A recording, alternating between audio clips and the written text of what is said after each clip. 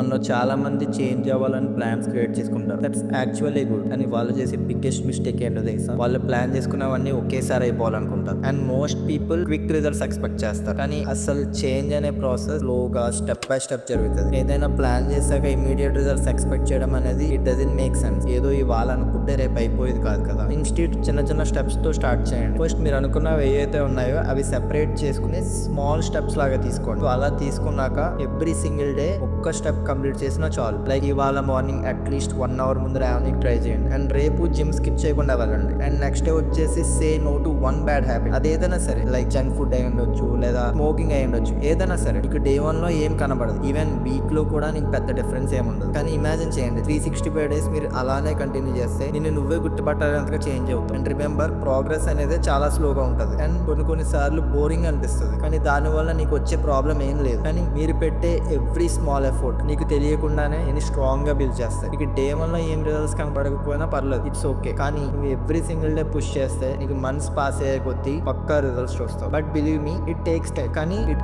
Always gets better if you don't stop. So నేను చెప్పాలనుకునే point ఏంటంటే, ఇలా ట్రాన్స్ఫర్మేషన్స్ అనేది సర్టన్ పీపుల్ వల్లే అవుతుంది, నా వల్ల కాదు అనే మైండ్ సెట్ వదిలేసి డైలీ చిన్న చిన్న డెసిషన్స్ కి స్టిక్ అవ్వండి. అండ్ నెక్స్ట్ టైం ఎక్కడైనా స్టక్ అయినట్టు ఫీల్ అయితే జస్ట్ ఓవర్ థింక్ చేయకుండా పర్ డే లో ఒక్క కరెక్ట్ డెసిషన్ మీద ఫోకస్ చేయి. అది చాలు మొత్తం చేంజ్ అవనికి.